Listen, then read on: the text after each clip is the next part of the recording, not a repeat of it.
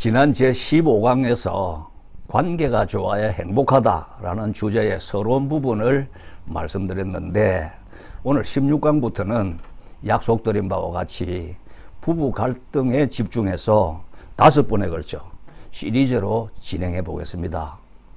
자연적 관계로 보는 천륜과 인위적 관계로 보는 일륜 중에서 가장 소중한 관계가 바로 부부 관계거든요.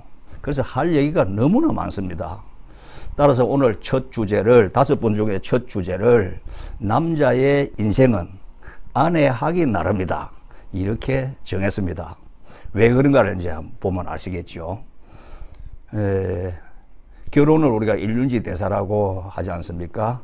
그만한 이유가 있습니다. 우리 인생의 행복과 불행이 이 부부관계로부터 시작이 되거든요. 그 때문에 이보다 더 큰 인생 문제가 없고, 배우자 잘못 선택하면 내 인생 후반부를 망칠 수도 있기 때문입니다. 그렇다면 질문을 하나 드릴게요.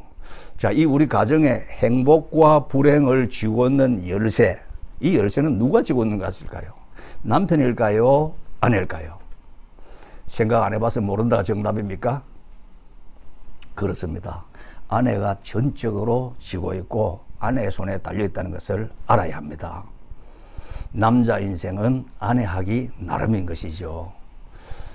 오늘 아내가 훌륭했기 때문에 남자를 엄청 출세시킨 얘기 하나를 우리 조선시대에 있었던 이야기로, 옛 이야기로 한번 풀어보겠습니다. 조선 숙종 때 있었던 실화입니다. 나이가 한 18살쯤 되고 허름한 옷차림을 한 어떤 청년이 경상도 밀양 땅에 왔습니다. 이름을 고유라고 하는데 성이 고시고 넉넉할 유, 외 글자의 이름입니다. 우리 역사에서 배운 바와 같이 임진왜란 때 의병을 일으켜서 왜적을 크게 물리쳤던 고경명 장군의 사세손입니다.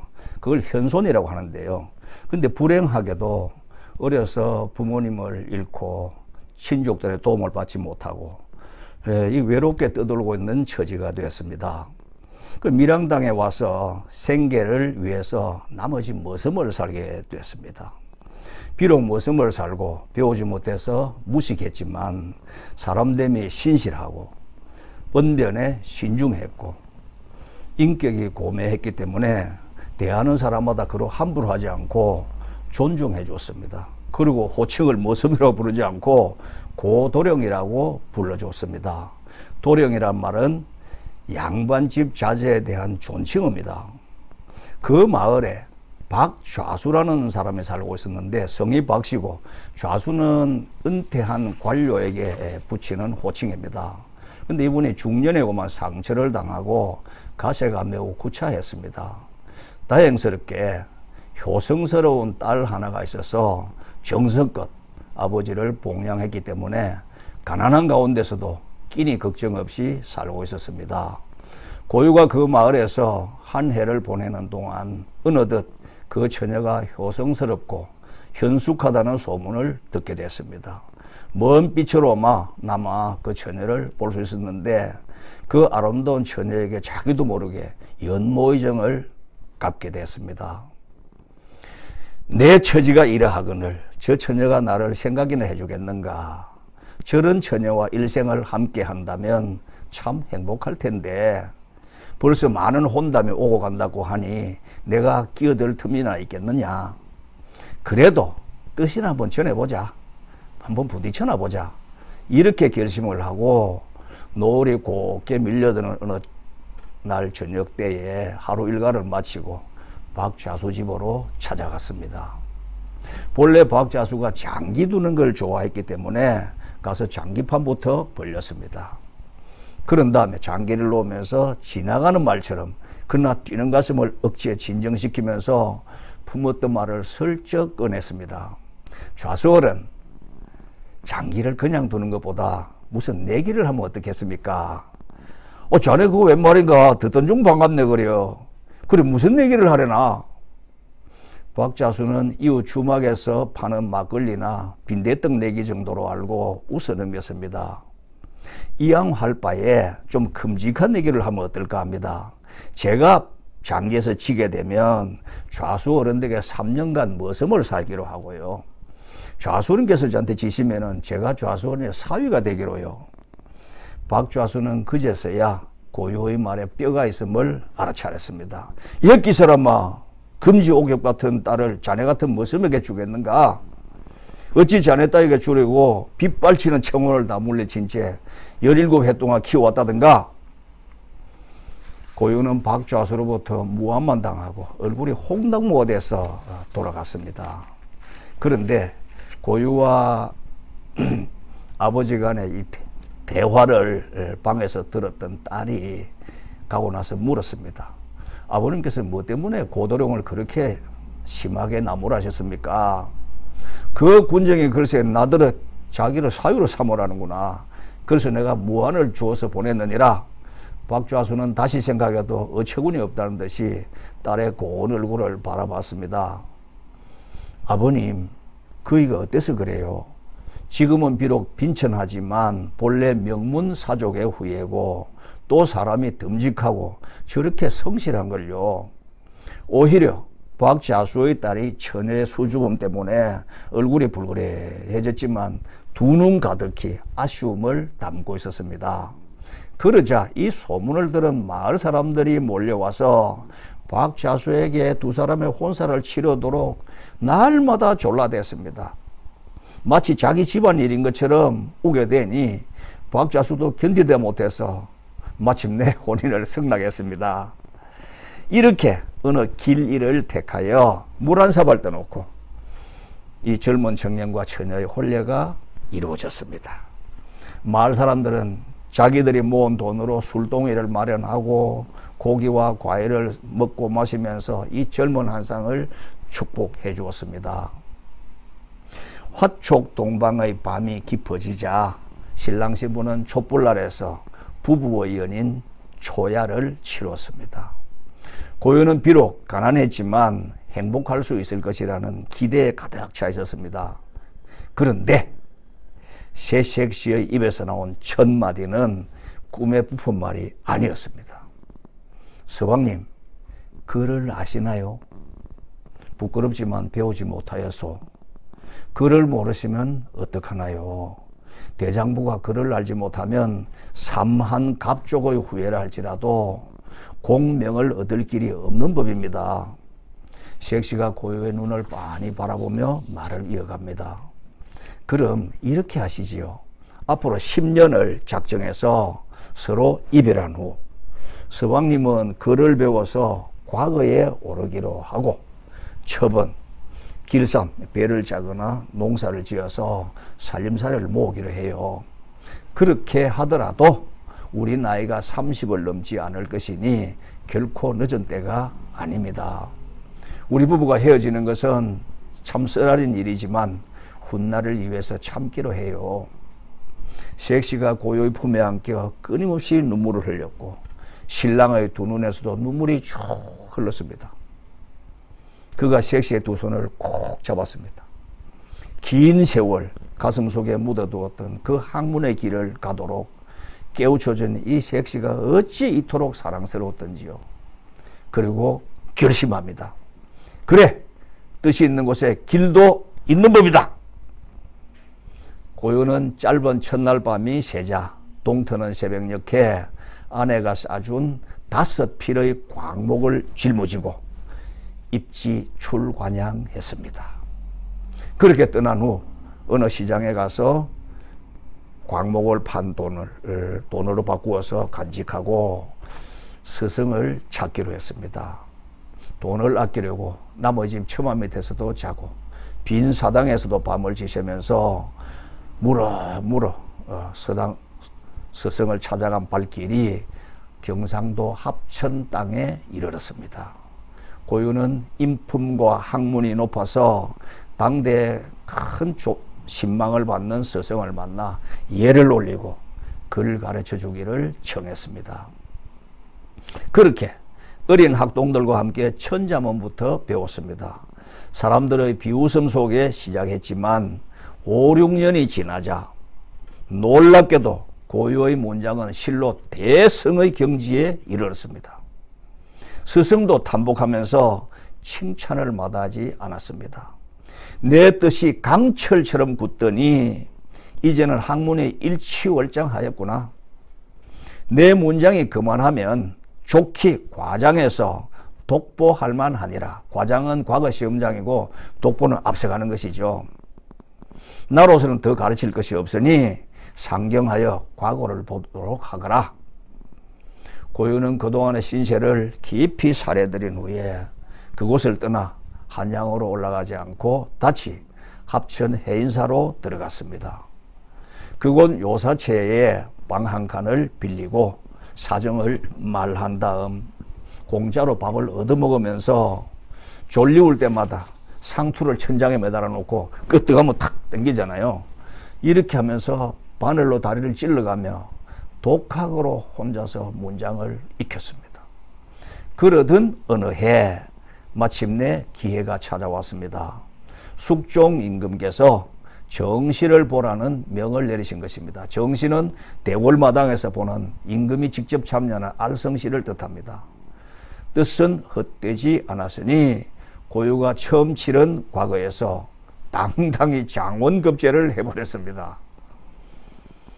벼슬길에 오른 고유가 성지가 되었습니다. 성정원인데 요즘 말하면 비서실이고요. 성지는 비서입니다. 왕을 측근해서 모시게 되었습니다. 어전회의를 하던 어느 날 소나기가 갑자기 쏟아지면서 처마를 두드리는 빗소리가 요란하다 보니 신하들의 말소리가 임금의 귀에 잘 들리지 않았습니다.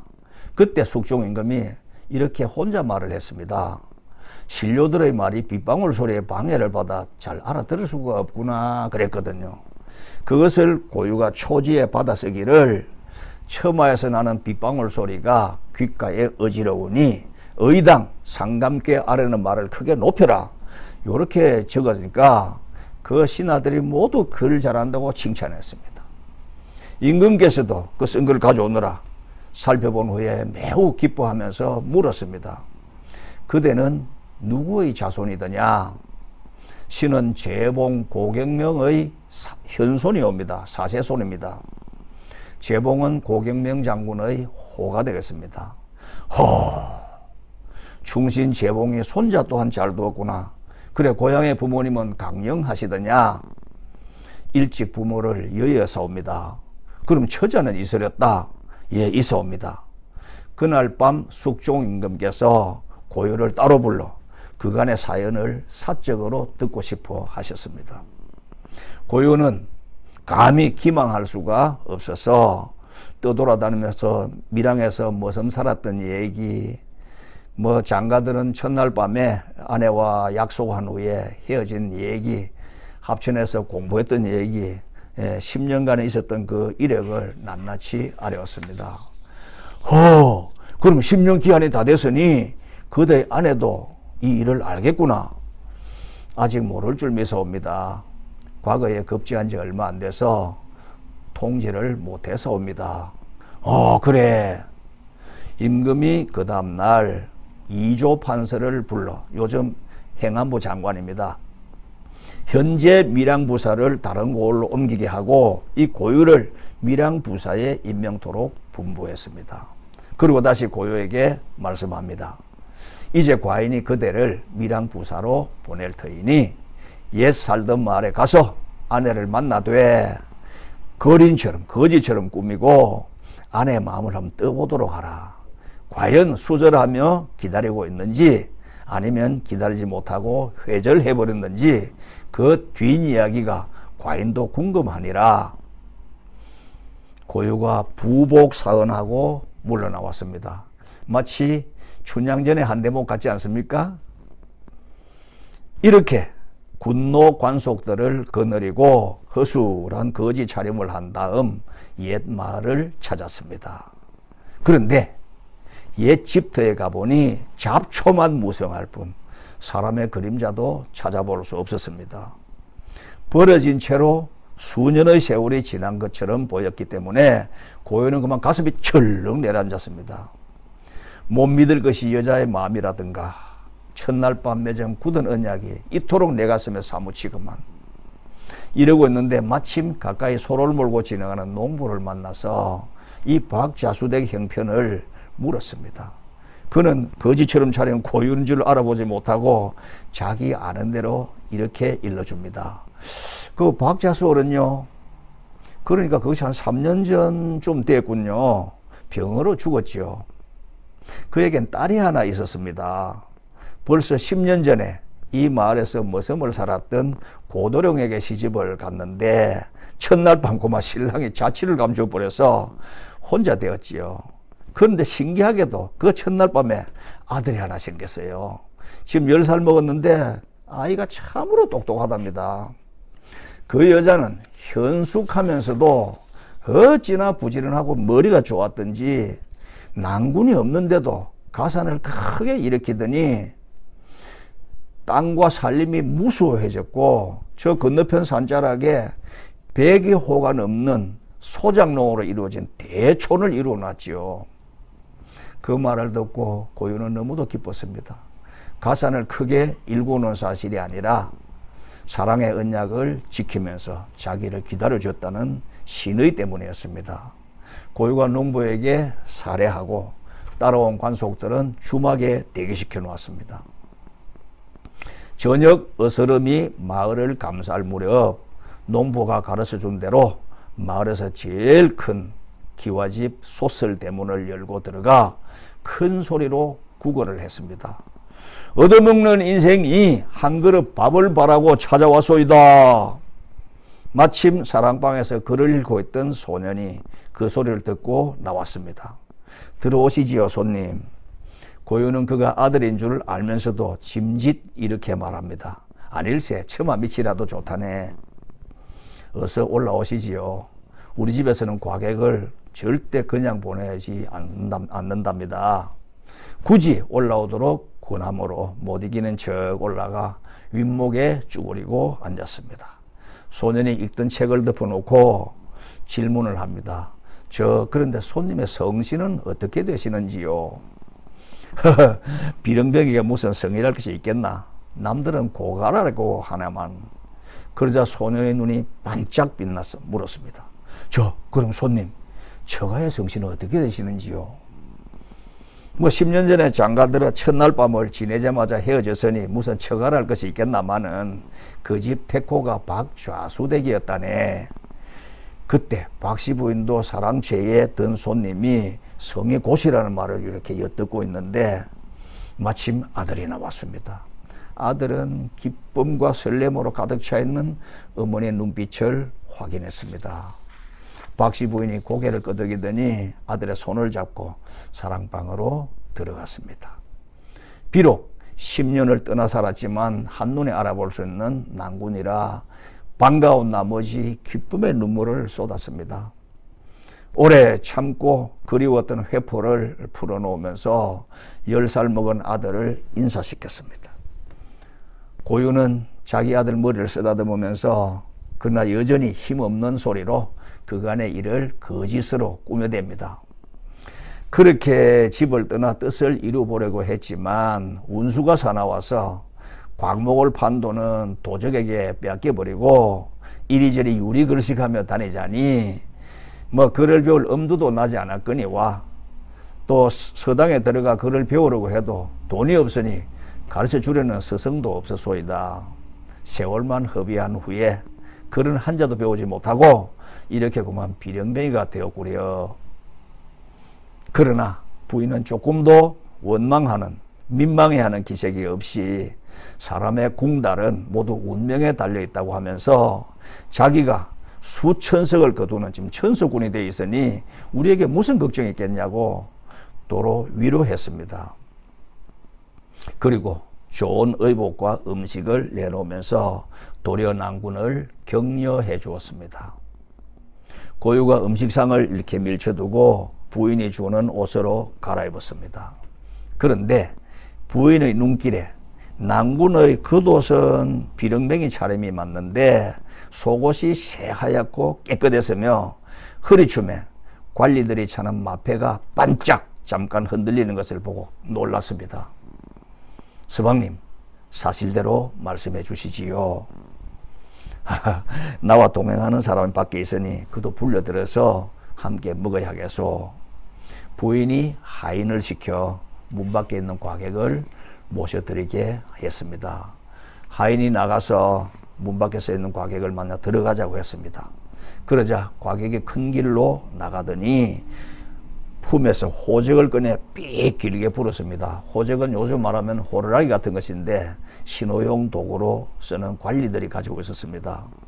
그러자 곧바로 기다렸다는 듯이 수십 명의 관속들이 달려왔습니다. 대문으로 들어와서 쫙 일렬로 도열해 서는 것이었습니다. 그리고 박씨 부인을 향해서 일제히 문안 인사를 쫙 올렸습니다. 문 밖에 서 있던 그 과객은 고유의 지시를 받는 포교였습니다. 고유는 그때서야 박씨 부인에게 사실대로 털어놓았습니다. 합천에서 공부했던 얘기, 과거에 장원급 때 했던 얘기, 승지가 됐던 얘기. 자, 우리 부부의 이 사연을 들으신 상감마마께서 어명을 내리신 것이라고. 당신의 마음을 떠보려고 꾸며서 한 일은 고의가 아니었어. 자, 이에 이제 육관속이 관복을 가져왔거든요. 이걸 촥 갈아입고 박씨 부인 앞에 당당하게 선 그 난군의 모습을 바라보는 그 부인의 기쁨이야 말로 다 해서 무엇하겠습니까? 그 이튿날부터 3일간 크게 잔치를 베풀어 동네 남녀노소를 모두 불러 모아 실컷 먹고 마시게 했습니다. 박씨 부인은 그동안 모아두었던 천석군의 전답을 모두 그 100여 호의 가난한 소장농들에게 다 나눠줘 버렸습니다. 그리고 처음 그를 깨우쳐주신 합천 서당의 스승님과 해인사 스님들에게도 많은 보온의 패백을 보낸 것은 물론입니다. 고유는 얼마 안 있어 벼슬이 경상감사에 올랐습니다. 경상남북도를 합친 도지사가 된 것이죠. 그리고 2조 참판에 올랐습니다. 숙종, 경종, 영조, 정조 4대 임금을 모시면서 그 영화로움은 말로 다 할 수 없었습니다. 박씨 부인도 내명부에서 지정한 정부인이 되어서 오래도록 복록을 누렸다고 합니다. 고사가 참 감격스럽지요. 오늘날도 이런 아내가 어딘가에 있기는 있겠지요. 좀 비슷한 일이라도 생겼으면 얼마나 좋을까 하는 생각이 들었습니다. 오늘은 남자의 인생은 아내하기 나름이다 라는 얘기를 이야기를 통해서 실정적으로 풀어드렸습니다. 고맙습니다.